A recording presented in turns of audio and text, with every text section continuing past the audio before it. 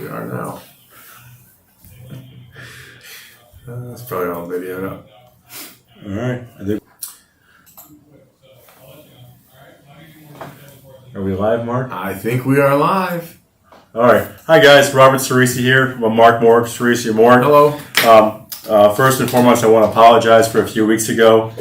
We literally came back to the office as a group, all 11 of us, and then just a little bit messy. So we didn't know what we were doing, and we screwed up. Since that time, we shut down the office again. One of our employees was tested positive for COVID. Knock on wood, he's actually got released from the hospital just the other day. So Ciresi Morek is we're socially distancing as best we could, even though Mark and I this is an optical illusion here. But no, we're doing well. Some of us are working from home, some are working in the office. But Kurt, some of you guys know Kurt Judy. He's back and healthy, and he'll be doing well. So knock on wood, everybody's healthy. So today we were going to talk about what we were going to talk about last week. A few other items came up. A lot's happened with Ciresi Morek. But first and foremost, we want to talk about a new survey we've created. Some of you that are part of our network of over 70,000, 80,000 people that we communicate with as much as we possibly can via LinkedIn or ATS, that's our applicant tracking system. We sent out a survey out end of last year, and with that, we got a lot of great results. We wanted to get a pulse of the market, hiring, the goods and the bads, and we got that information. We've been sharing it with you, whether it be every week or every other week, but we created a lot of information from that we wanted to share. We're doing another survey, and I promise you it'll be about 3 months, take you 3 minutes. It's coming out next week, and the gist of that survey is just to kind of really understand what's going on in the market now with COVID, unemployment, opportunities, jobs, and so forth. But just to get asking you, we know what we see as far as jobs and candidate flow and just what our customers are doing and what our candidates are doing. But we also want to see what you're seeing out there, both the good and the bad. I think we allow for comments as well because we only see through a certain lens, and ultimately we get paid by our customers to find them candidates. So we're not out there, struggling trying to find. We're struggling a little bit, but we're not out there trying to find a job. We're out there trying to find jobs for people. So, like I said, we want to get your thoughts and your ideas out there on what's going on. For example, which I talked about just the other day with a friend of mine who's the vice president of labor for a very Fortune 500 food company. I'm not going to name which one it is. But we're talking about which labor unions are, what they're doing, and how the commercial food workers and the SEIU are raising concerns. I'm just like the teachers union, I really want to know what the UAW is saying as well, as far as concerns and safety and so forth. But like I said, any ideas or thoughts, please share them with us. So if you'd like to take our survey, please email us at info@ciresiandmorek.com. If you want to check out any of our videos, they're on YouTube. As I state every week, you can always ping me, ask us questions. Mark and I are an open book, so anything you want to know about the search business, how we do things, what our take is on some customers and interview styles and so forth. We put everything out there. Even we share everything. So we want to talk about some of our new placements that we've had recently. We recently placed an individual by the name of Ronald Roberts. That was a tough search. I know that one particularly because we're recruiting for Valeo. Valeo is a French automotive supplier that I've been trying to recruit for years, and they gave me a tough one. They asked us to find a test engineer for a facility down in Seymour, Indiana. I've been to Seymour, Indiana. I know it well. That's where John Cougar Mellencamp's from. Let's just say I know it ultimately too well. That's a story for another time. But Ron started there. We placed Brian Grady. Brian Grady was a president with Johnson Controls Seating, now Adient. He left Adient and now is with Magna. Brian's an awesome guy. I got to know him very, very well, but he is now vice president of sales and marketing with Magna Seating. Wes Leonard left. He is now called Aunt Millie's Bakery. And to give you guys some perspective, Wes is a great guy. I've known Wes for a long time. Wes was actually with Forcia, another automotive supplier.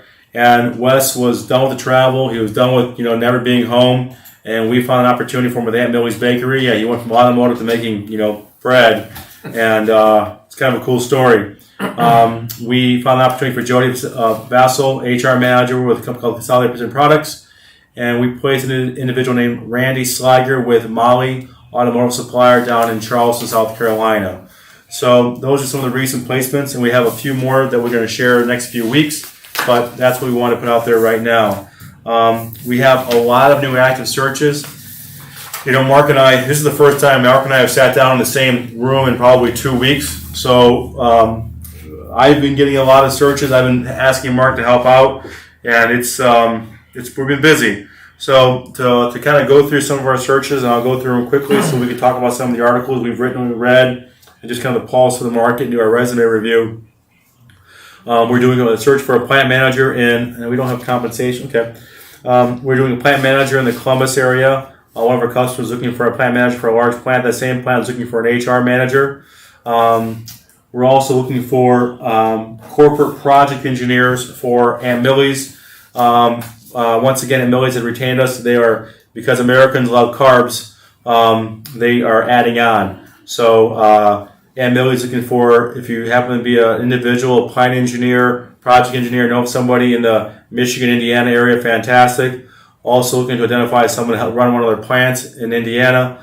Looking for a director of operations in Florence, Kentucky, multiple sites. Looking for a plant manager in Florence, South Carolina. Great location, Florence, South Carolina. We're looking for 2 plant managers in the Toledo area, both for automotive suppliers. Looking for an HR manager in the Toledo area. Looking for ops people and maintenance guys out in Fort Wayne.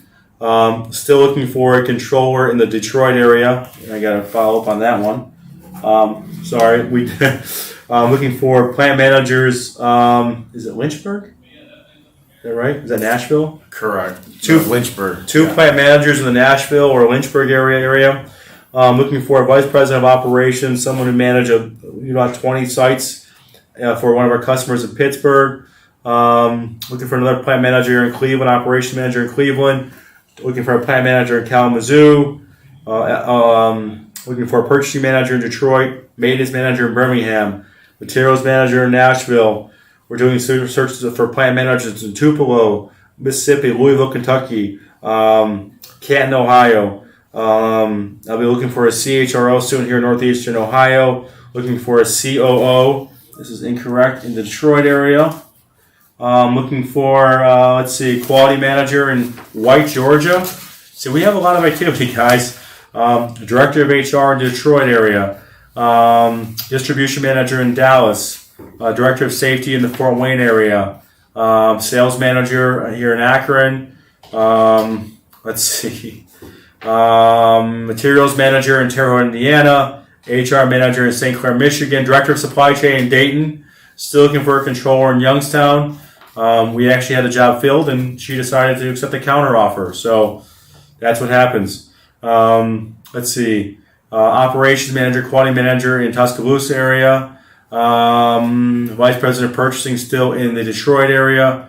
Controller in the Louisville area. And a compensation manager in Columbus. And director of operations in Chicago. And a director of manufacturing engineering for one of our automotive customers in Detroit. So now we're trying to manage all of our customers, all of our candidates while we're working remotely, and it is a pain in the ass. We're trying to do a survey. We're trying to make some announcements. So we're doing the absolute best we can. But that's the latest with Ciresi and Morek. So, and if you missed any of the information we went through, all of that stuff is on our website. Yes. There's a lot to cover, and we're trying to keep this down to a 30 to 45 minute event to be respectful of everybody's time. So just go to CiresiandMorek.com, and all of our searches are listed there, and you get more information. So, want to talk about the article that we digested? Yeah, so there was a great article that Anna Maria found for us, and we posted yesterday on LinkedIn. It was from Forbes, and Anna Maria can throw the thing up again where it was at. But it talked about making, how to get more recruiters to attract you, get more recruiters to take a look at you on LinkedIn. More appealing. And so for us, it's no secret. A lot of what we do, a lot of the folks in our network, although we've got a very powerful network and applicant tracking system and database, a lot of new stuff for candidates to continue to grow, it comes from LinkedIn. And there are things that you can do. And there were some great tips in here that I agree with 100%. And there were some things in here that, not really. And, as everybody knows, the whole COVID-19 thing is throwing some monkey wrenches into this. But from our perspective, the article talks about that the quantity of the candidates really hasn't increased per position. It's more or less been the quality. And I would disagree with part of that. There's definitely been an increase in quality of candidates. There's a lot more people in the market today. But I would also submit that there has been an increase in the quantity as well. If we put a position on the director of operations position, I think we had 1,700 applicants that we posted on LinkedIn. That's just a large volume of people to be able to try and go through all of those folks. So, the other thing is that the author on here, she mentioned 4 ways to stand out. One of those was recommendations. And I would agree with the recommendation. It's a matter of giving recommendations as well as, getting them. I think a lot of people are a little bit hesitant to reach out and say, hey, will you, give me a recommendation? But it's something that you have to do. And a way to soften that up a little bit is to reach out to folks first and offer to do it. Just getting a recommendation, though, from anybody, I don't think is as important as, make sure you're getting recommendations from people that you want to recommend you. Right? Somebody that, getting somebody that you haven't worked with and giving you this glowing recommendation how great you are versus one of your peers or one of your former bosses or even a current boss. That's the type of powerful recommendations that you're going to want on there. So just getting a recommendation doesn't really necessarily mean anything. It's you make sure you qualify it. Can I jump in? Yeah. So, I will tell you how I use LinkedIn. So I digested this article, and it says 90% of job recruiters and hiring managers use LinkedIn to fill their openings. I will tell you that Mark and I and our team uses LinkedIn a lot. So much that it's like our benefit cost. Every year it goes up. They know we need it, so they raise their prices. Would you agree? Absolutely. Every year. Yeah. So, and LinkedIn is really trying to dominate the market. So, fair enough. That's what they're trying to do. They're trying to own all of our interactions. They're trying to create ATS, own your resume, you name it. But they're trying to own it all. So almost too much. But when we do LinkedIn, and I told somebody the other day, your titles matter, your picture matters, the companies you work for matter. If you're going to half-ass it, your LinkedIn, you're going to get half-ass results. So I tell folks all the time, take a professional picture. Don't take the picture with you and your dog. Don't take the picture with you and your kid. Don't take a picture with you at the wedding with a drink in your hand. Take a picture, dress up. We always joke, we look at a picture, and I don't know if some of you are old enough, Mark and I are, the glamour shots. Don't do the glamour shots. Look professional. Even though Mark and I wear this to work, and our LinkedIn pictures, we're a little thinner, right? But we're wearing a suit and tie. Speak for yourself. So look professional. Use titles that resonate with the market. Woman today, awesome woman, and Martha, I'm confident you'll find a job, but her title didn't reflect well on the LinkedIn network. So I forgot what her title was, but it was very comparable to like a director of purchasing, a director of sourcing.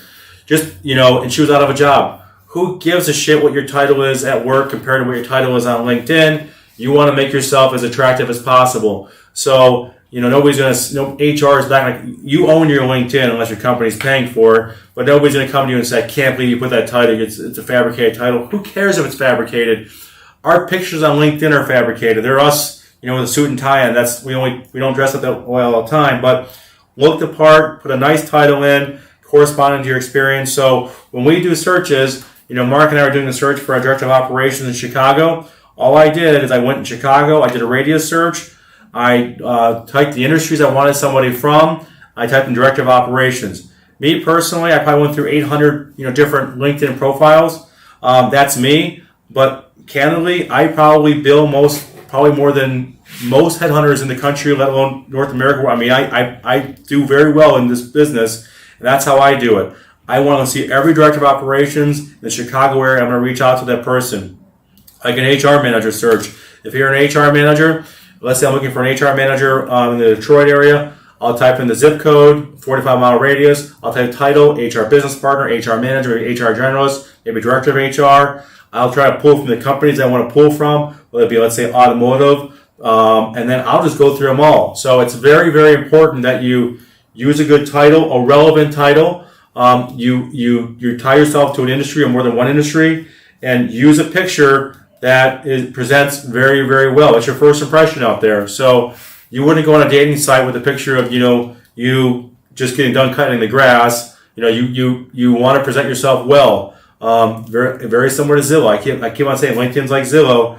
Good pictures, good descriptions, good titles. Detailed information. If any of you out there shopping for a new house, you go through Zillow and you look to the house, and all of a sudden you see crap everywhere, toys here and there. The backyard looks like, someone just unloaded a dump truck in it. You're not going to go see the house. Make sure your LinkedIn looks well. So, Mark, I apologize. No, that's a great point. And the other thing, just to add on to that too, when you're adding or creating your profile or adding jobs into your LinkedIn profile, make sure that you are populating with a title that's in there. Because like what Robert's saying, we're not going to find you if you create a title. And so when you start typing in, it'll come up and tell you, hey, it's in there. And then you can select that. The reason that's important, it's going to tie you back into that on searches later on. So it's important for that. The other thing here, the other two recommendations here, or three recommendations, is, the other one is expanding your network. Which absolutely, if you're not reaching out, if we reach out to a profile, it's got like 16 people that you're connected with, that doesn't show that you're very active with it. So again, LinkedIn is a real powerful tool. We pay them, but they're not paying us to say this stuff. But it gets your information out in front of folks that you want to be in front of. So make sure that you're reaching out to your network, people that you know within the industry, people that you've used to work with, and connect with them and reach out. Most folks are open to connecting with you. The third article, the third point in here, they talked about a short-term gig, like doing project work. It shows that you're a go-getter. I don't necessarily agree with that. For us, when people have short-term projects on their background, it's kind of a yellow flag. I'm not going to say it's a red flag or a turnoff, but it's definitely something, what's up with this individual? Do they have stability issues? Or is there something else going on where they can't hold something down? So something that you want to be cautious. Listen, we have to pay the bills. We all have to pay the bills. And everybody has to work. I get that, unless you're independently wealthy. But the bottom line is just be cognizant of it and make sure that you're making the decisions based on good reasoning and not just, hey, I want somebody to look like I'm out there going to get it. LinkedIn is extremely shallow. When I see this, LinkedIn is not an employment application. They're not doing reference checks. It's basically creating a network for you. So even if you had a job for 6 months in between, you don't have to put all this information on LinkedIn. Don't put a 2-month gig or a 5-month gig in here. LinkedIn is a short synopsis of your background, companies, titles. Don't even put months on LinkedIn. You don't need to. It's a very quick, shallow profile of what you are. It's not your resume, which is what you are. It's just to try to gain the attention of guys like Mark and I to say, hey, Kelly Smith, she's an HR manager at ABC company. I want to get to know her. And then you can have the conversation with her about jobs, what she's done. That's when you ask for the CV. And not to go off the subject, but just last night, I get pinged all the time about people asking me to share their profiles with my network. And I get that all the time, and I wasn't rude. I'm like, I don't do that. And I don't know what people do, but if I don't know you, I'm not going to send a profile of your profile to someone else. We charge a lot of money. So if I'm going to help you find an opportunity and charge my company, I'm going to say, here's Kelly's background, here's all my notes, this is why she's made the move, this is why I think she's a good fit, here's her CV and with the notes. It's not going to say, here's her profile, let me know if you want to hire her. So that just boggles my mind. But like I said, the LinkedIn, it's the first date at least for us, it's the first date in the relationship. Yeah. So this is actually Kamal. I saw that you had a question about comments on being left on LinkedIn. He's talking about do we also see if they leave a comment on an article on LinkedIn? Do we see that? Don't even care. Well, no. But part of the point is your activity on LinkedIn is important. If we reach out to you and you're not active on LinkedIn and our message sits in your inbox, and us being somebody who's trying to get a hold of you, that costs us. I mean, that actually detracts from our rating within LinkedIn world. So if you're going to be active, I mean, the whole political thing, we're not going to discuss it. As you see, we're being neutral with Joe and Donald, President Trump, and former Vice President Biden, for those who are going to call me on the title piece. But the reality of it is that, LinkedIn is getting somewhat political on articles and stuff, but at least be active. The more active you are on LinkedIn, the more it's going to help you in the algorithms for searching for your profile. It does impact that in that way. So it's something that, be active on LinkedIn. It helps people find you. And make sure on your LinkedIn profile, the email is tied to your messenger. So many times people, they don't know that it's a bad email on their messenger. So we'll be pinging somebody on LinkedIn Messenger, and it'll be the wrong email. So please double check that. Even help put yourself. Well, you can put yourself on there, but just make sure the information is correct. I can't stress that enough. And Steve Schindler. Sorry if I screwed that up, Steve. But he's asking, what if your employment has ended? Should you list that as your current employer on your profile? If your employment has ended, if you're no longer employed, who cares? Just put. Like I said, it's not an employment application. You want someone to call you. You want someone to connect with you. When someone gets on the phone and they say, "Hey, are you employed now?" If they ask that question, you can simply say, "No, I was recently part of a reduction of force, so that's my opportunity. It wasn't a good." The main goal is to get someone to call you, not just to judge you on a flat screen. It's to get on the phone with somebody. So we always say, if you can't hit a home run unless you get the bat, you need to get the bat. And if you have now, you don't want to fabricate that you're still employed if you've been unemployed for 2 years. But if it's recent, 6 months, 9 months, whatever it might be, you want someone to call you. That's your ultimate goal, is to get on the phone with somebody. So the other two things here, and this is going to be some probably controversial, but the LinkedIn badge, right? Now they have this new thing on there that goes around your picture, and it's green, and it says open to opportunities. Mm-hmm. Robert, what are your thoughts on that? I think it's really stupid. Tell me how this works again, because my buddy just called me today on this. So with LinkedIn's last update, what they've done is, if you're open to opportunities, you can select that so recruiters can see you and people can see that you are currently on the market. It's just a way of helping you call yourself out more and that you're open to opportunities, especially with what's going on with the pandemic and everything. So it's kind of hit or miss. The positives on it are that when your profile comes up in a list of names, it's being called out that you've got a green circle around it, means you're on the market, right? The other part of it, I guess, what's the downside of it? If you're on LinkedIn, you're on the market. I look at LinkedIn like fishing. If you're on LinkedIn, you have decided to put yourself out there to market yourself. Now, if you're adding information out there, it blows my mind. Like I said, when people say I'm not you're on LinkedIn. You've decided to put your toe in the water to market yourself. You're advertising your education, where you've worked, who you know, all these things. So, I look at it as fair game to ask you out.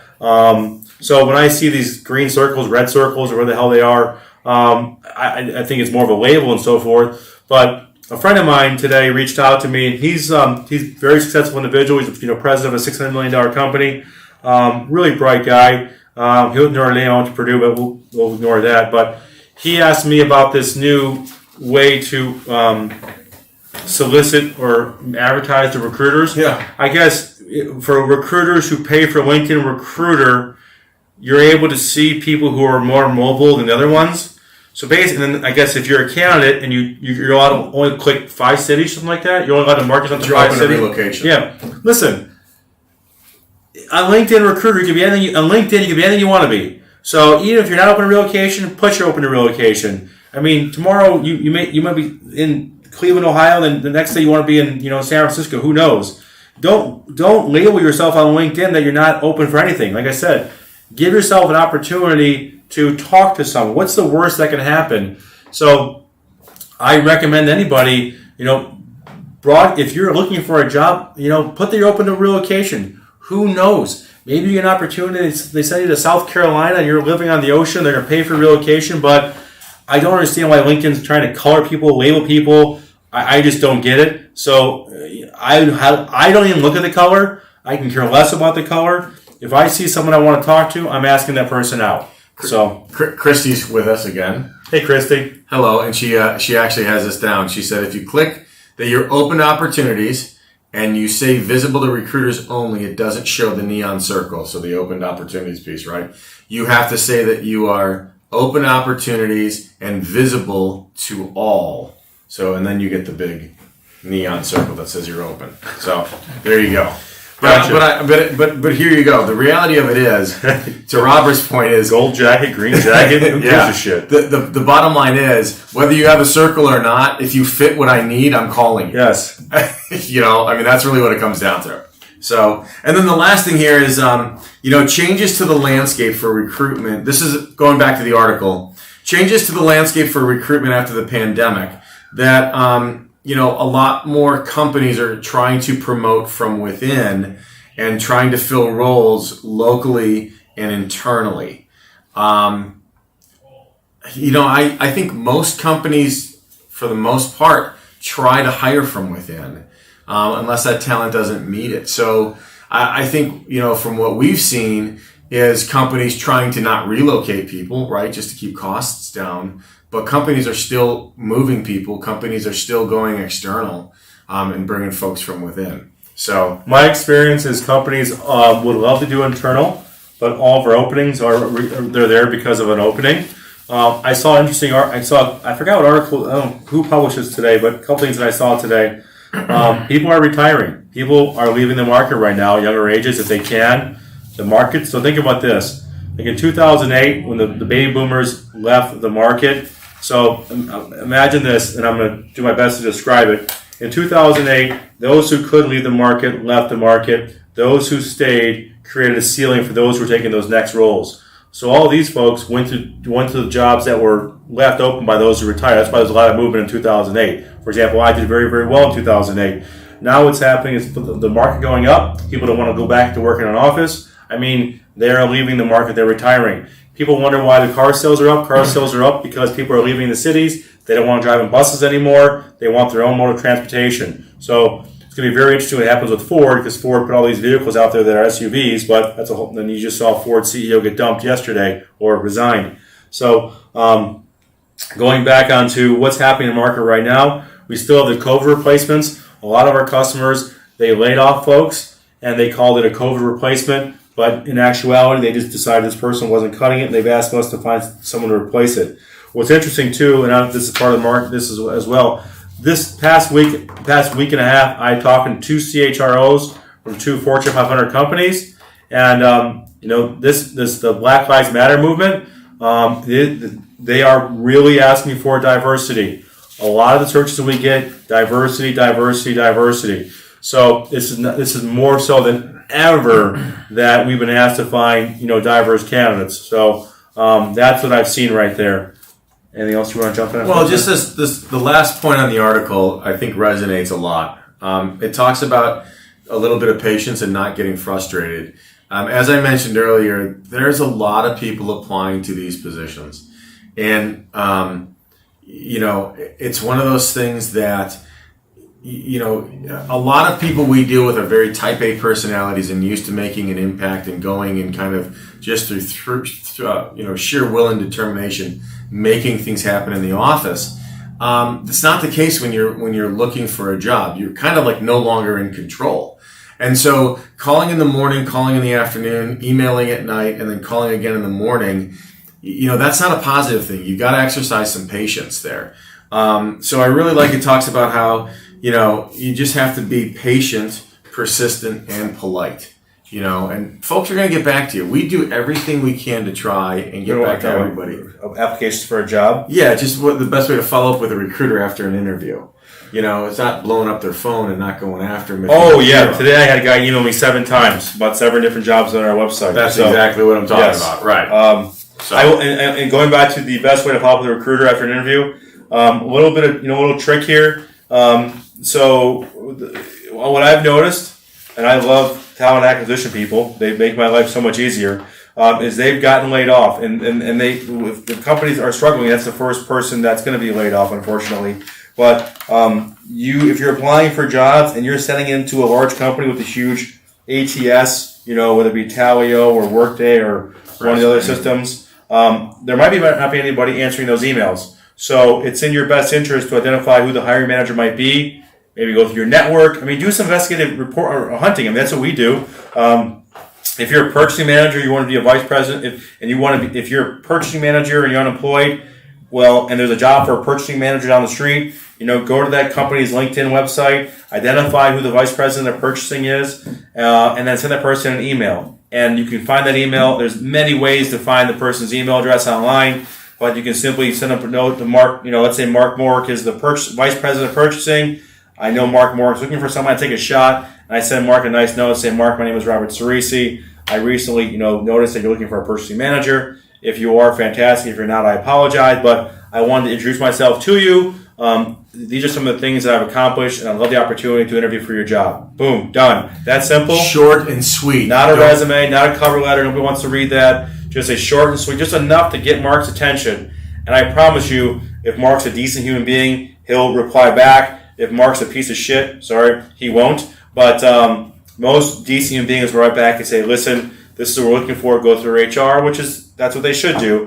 But maybe Mark will say, hey, great, can you send me your CV? But be creative in how to get your resume in front of people rather than putting into a computer that has to read it and then, filter it around. So, yeah.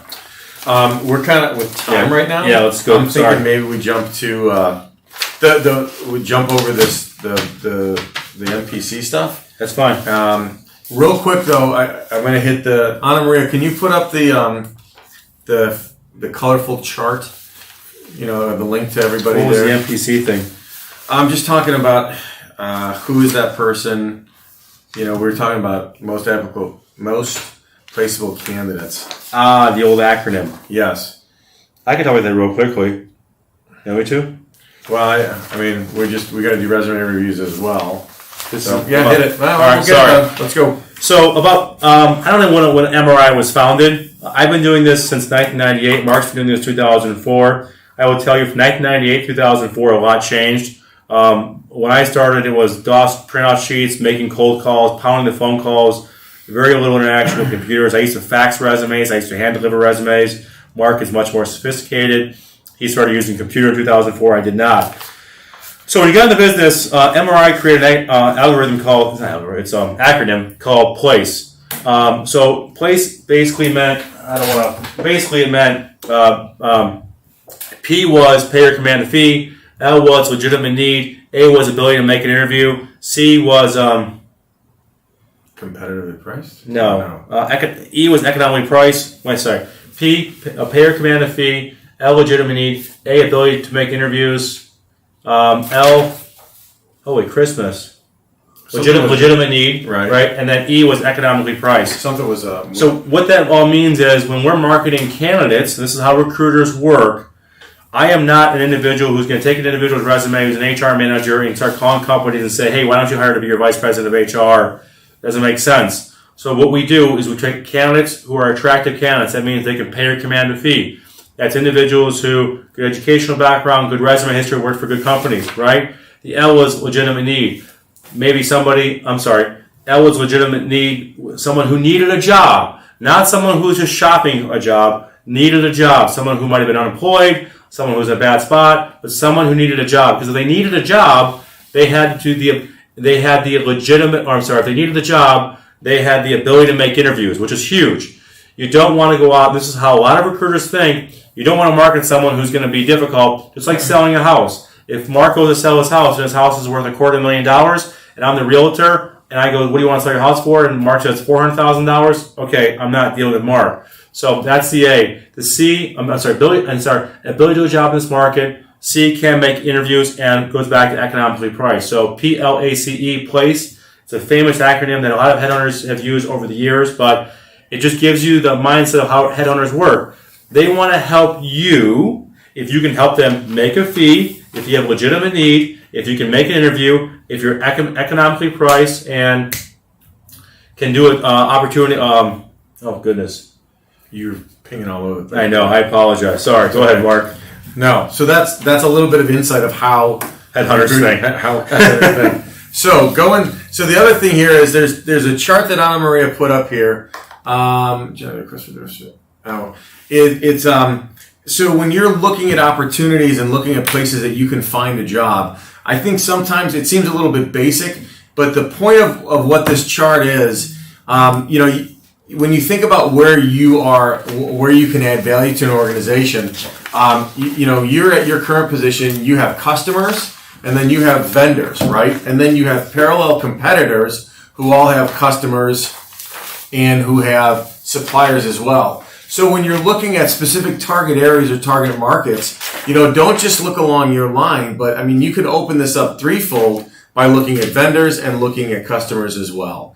So it's just something to consider, right? So if you look at like Parker Hannifin, Parker Hannifin does a number of different things. You can look at what their aerospace line is and then go over to like Eaton, and Eaton would be, potential direct competitor, but then also Eaton has suppliers, Parker has suppliers. They may have interest in your background as well. Same thing with the customers, right? So the Boeings and the Lockheeds and the Raytheons, they may be folks that would be interested in your background as well. It's just something to consider. Instead of just saying, okay, if you're working for Parker and Eaton's the only place you can go, no, you can actually go up the food chain and down the food chain to open up markets for you outside the area.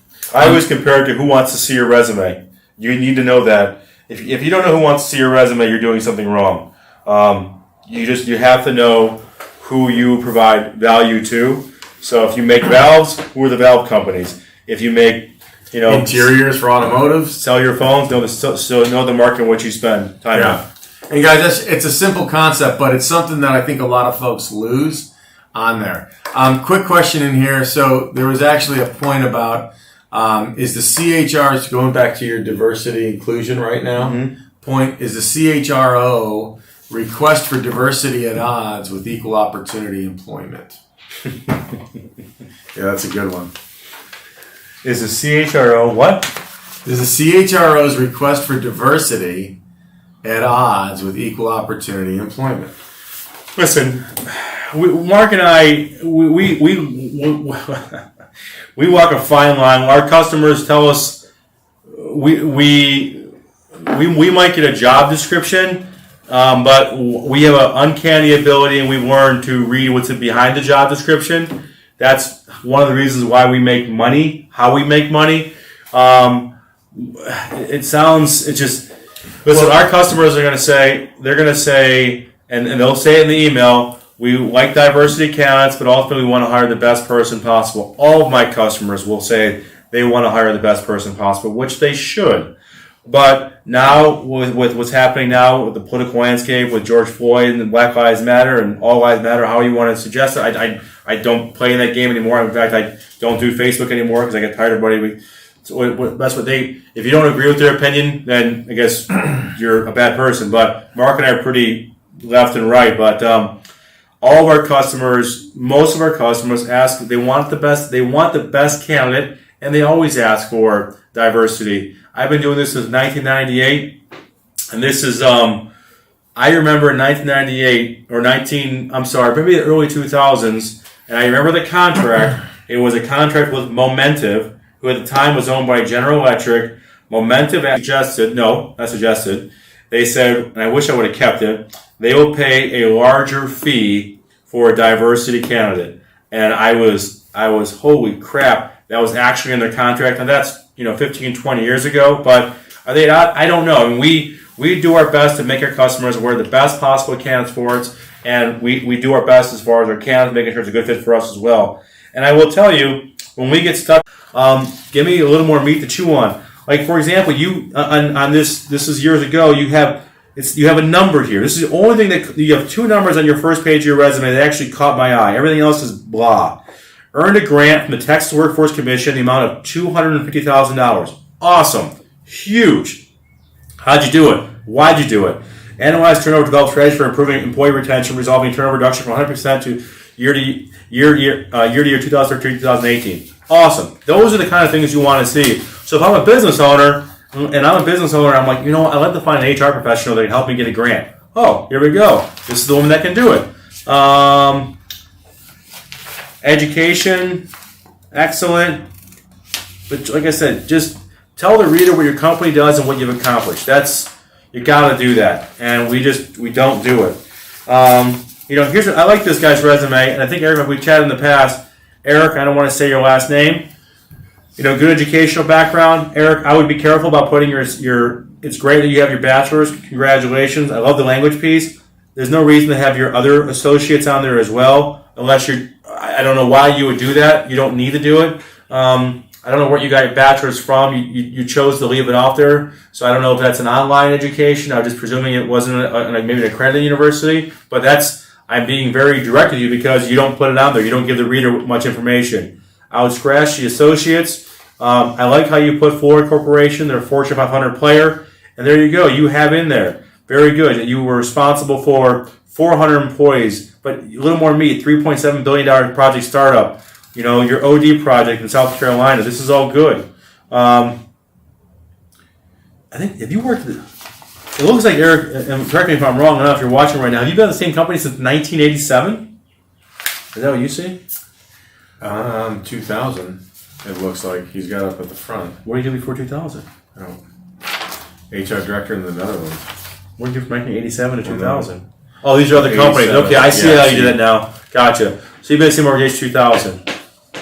Eric, I think your resume, it reads well. The only thing, like I said, and this is, I'm very quick on how I do this.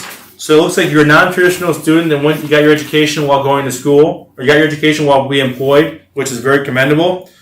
If you didn't go to a big time school, big time university that you want to really showcase, but I might put your degrees at the end of the resume instead of in front of the resume.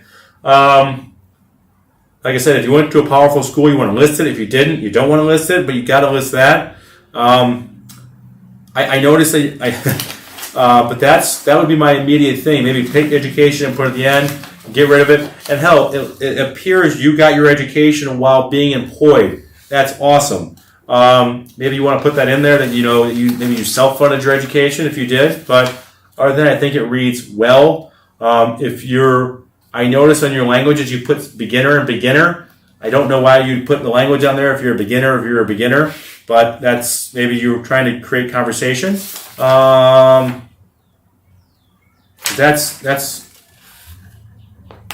fine on that one. Do you have anything on that one, Mark? No, I think you hit it on the head. The education was in the Netherlands. Eric's just commenting. Well, put that on there, Eric. Hell, if you went to school overseas, put that on there. Yeah, it's okay to do that. It actually adds some. Unless it's Italy. Just joking. Yeah, it actually. Obviously, you're an international guy with everything you've been and every place you've been. Put it on the education piece. I think that'd be important. And then the other thing is, bullets being quantitative, qualitative metrics versus just the responsibility piece. So overall, though, it's a solid resume, Eric. Kamal, I know Kamal. Do you know Kamal? I know Kamal. I know Kamal very well. Go ahead, because I know this name. I see it often. Yes. Go ahead, Mark. No, I think coming out of the gates with the education piece, it can be powerful, especially with the technical degrees that you have and a number of degrees you have. It can also be kind of a turnoff too. Yes. Yeah. Like you're too much of an educated. I dare say egghead. But either way, I think you need to put some kind of summary information there above. You talk about being a plant manager, VP of Ops. That's a pretty big spread. You may want to come off with something going from the name side. Operations professional. Something like that. Something, because if you put plant manager, VP of Ops management, it can be a turnoff. What do you want to do? They are different type roles. Create an objective. Utilize my education and my experience doing this, and this to identify a senior leadership opportunity in this, and this. That's all you have to do. Yeah. I think it would be, everything else though, company-wise, you do a great job explaining who they are with the different companies that you've had. It's almost too long, but still solid. And then the other thing is going back to, not to sound like a broken record, bullets should be quantitative, qualitative metrics. Great job on keeping it to 2 pages. But overall, good resume. I think it demonstrates what you've done. It just, can be, I don't know, is it a little wordy? Yeah. Yeah. You don't want to put paragraphs in resumes. Yeah. That would be the only thing. Or one of the other things I would recommend. So objective statement at the beginning, you can leave the education up there. But, I think what you're trying to do in some of this, the part right underneath the resume, Kamal, you're trying to hit all these buzzwords and stuff so it gets picked up. We've talked about that in the past. I think, sometimes less can be more and more powerful. So, no. I just noticed, Kamal. Okay, so Kamal, follow me, and we can use his name. So you're currently employed. You were with a.k.a. Steel from 2015 to 2019. The way your resume reads, you have that you were a.k.a. Steel and Dearborn from 2017 to 2019. So just follow me on this. So it appears that you had 2 different jobs, but you didn't. I'm sorry. Instead of like you did at Gerdau, you have 2005, 2015. You do the same thing at a.k.a. Steel, 2015, 2019. The way it reads right now, and that's what I was double checking. So you got out of school, 1998, 2003, boom, 5 years. Then you took a new job with Wagyu, until 2003, 2005. Then you spent 10 years with Gerdau. Now, this is where I talk about knowing the landscape of your resume. You have 10 years on your resume, 10 years of your career dedicated to 3 inches on your resume. That's not, you need more meat there, or maybe you got promoted. But then it shows you went to a.k.a. Steel 2015, 2017. And then again, so you need to tell the reader that you were a.k.a. Steel from 2015 to 2019. And in that time, you had 2 different jobs for 2015, 2017. Because that looks like you were promoted. You were promoted from a section manager, steel making into the next job of your technology manager. So realistically, because people are going to say you're a job jumper when they see this resume, they're going to see Kamal. Okay, Kamal, after Gerdau, what the hell happened to him? Every 2 years he had a new job. That's not accurate. The way I would flip it is you're with a.k.a. Steel following Gerdau for 4 years, right? And now you're with a new employer for 1 year. So I always fight with HR folks and people all the time saying, this guy's a job jumper. I said, oh, really? The guy's been in the business since 1998. He's worked at 1, 2, 3, 4, 5 companies. So that's an average, 4 years. But you just got to clean that up. a.k.a. Steel, 2015, 2019, and then separate the 2 jobs. Use a small, different font or different, format. But you've only had, so if someone say you're a job hopper, I can easily say, okay, here's Kamal. He's had 3 jobs in 15 years. How does that compare to your record? So that's the one thing I noticed immediately. No, that was a great pickup on that. The other thing here is kind of going back to, you have limited amount of real estate, right? So you have these certificates and leadership and volunteering section where it's pretty robust and it's probably a third of 1 page. You could easily shrink that up. And, because your certificates, leadership, and volunteering is not important to some of the details around your current and previous positions. You could actually shorten this up and make it the font smaller and get 2 columns going and definitely make this like, a fifth of the page versus a third of what it is. So that would give you more room to keep this within 2 pages. So I think we're good with that one. Come on. All right. Any other questions? I'm looking. I don't think, Anna Marie, I think we're good, right? So we had a little glitch though with it. Sorry about the glitch. Yeah. We will see you. Hopefully, we'll see you in 2 weeks. Mark and I are changing it up a little bit. Might be some new folks joining us, so you're tired of seeing us. And say a few prayers for Kurt. He's out of the hospital, but all our best. Take care. Thanks, Bye-bye. everybody. Bye-bye.